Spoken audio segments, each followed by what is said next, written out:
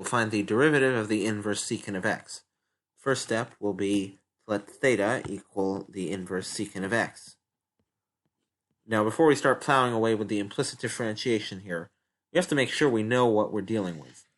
Let's take a look at the graph of inverse secant of x.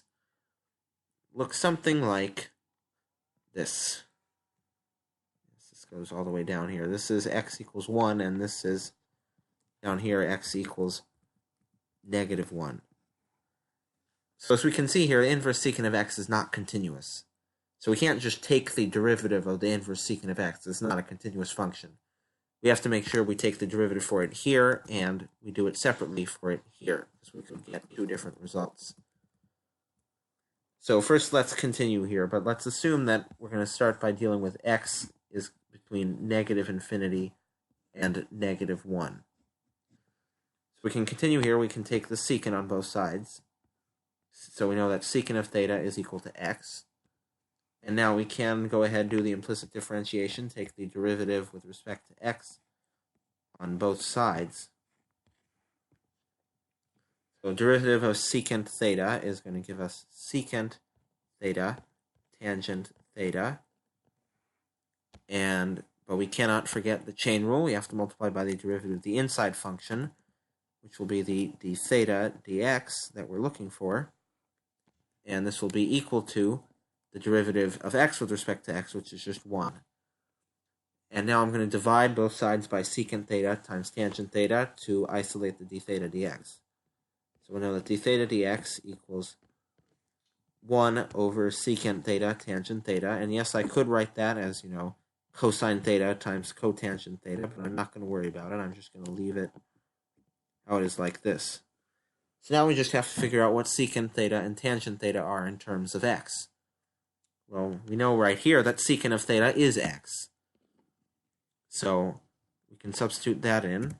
So we know that d theta dx equals 1 over x. And now we just have to figure out tangent theta in terms of x. Now, we know x equals secant theta. And we know that right now we're dealing with x as being between -infinity and -1. So that tells us that x is negative. And because x is secant of theta, that tells us that secant of theta is also negative. So that means when we draw our triangle to figure out tangent theta, we have to make sure we do it in the second quadrant, because that's where secant is negative.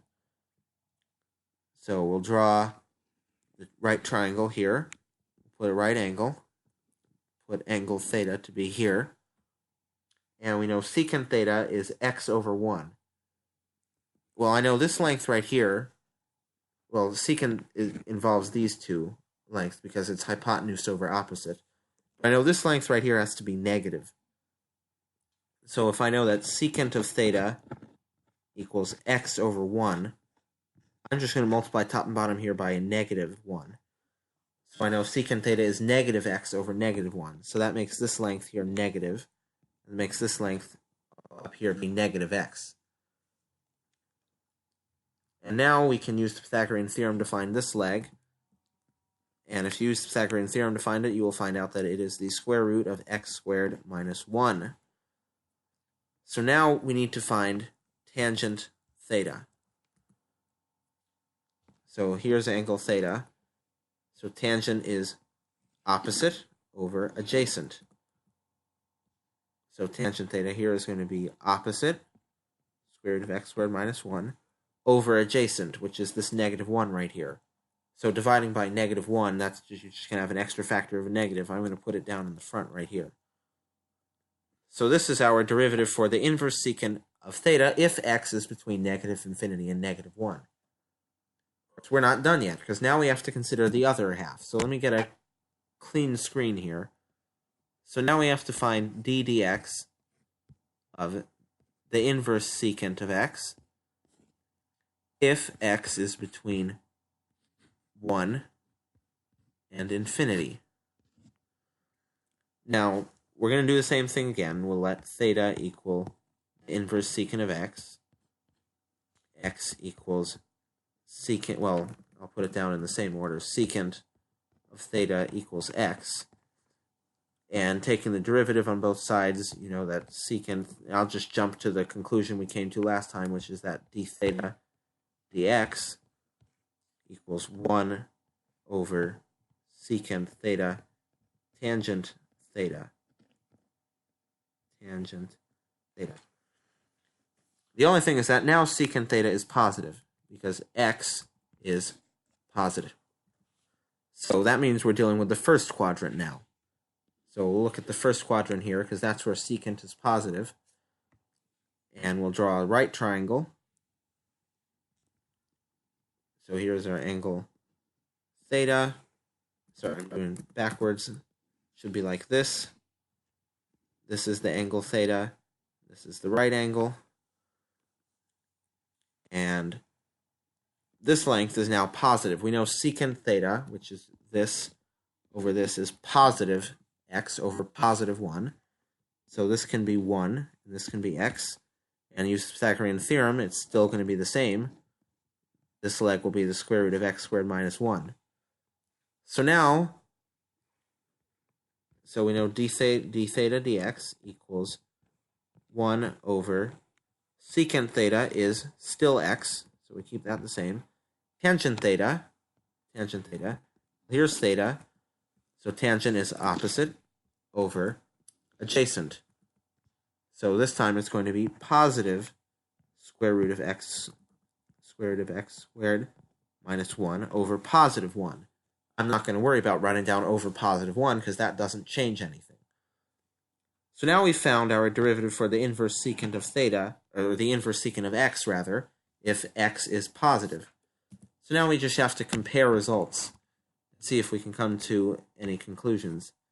So we know that d dx of inverse secant of x is 1 over negative x times the square root of x squared minus 1 if x is less than negative 1. And we know that d dx of the inverse secant of x equals 1 over positive x times the square root of x squared minus 1 if x is greater than positive 1. Now let's take a look at this. Firstly, in the square root of, x squared minus 1 is always positive, and the square root of it is always positive. So this part of the fraction is always positive. 1 on the top, 1 is 1, 1 is always positive. So now, x right here, if x is greater than 1, x is positive. So we have a positive over a positive times positive. That makes the whole fraction positive. Up here, we have positive over a negative times a negative. This is a factor of negative 1 out here. So we have a negative times a negative because x is negative times this positive right here. So we have, in this fraction, we have positive over negative times positive. This fraction is still positive. So the way we usually write it to keep it so that we don't have to have two different derivatives for inverse secant of x, we write it as d dx of inverse secant of x equals 1 is all the same. Square root of x squared minus 1 is always the same. And then we usually just write the absolute value of x. That way the fraction stays always positive. And this is our derivative for the inverse secant of x.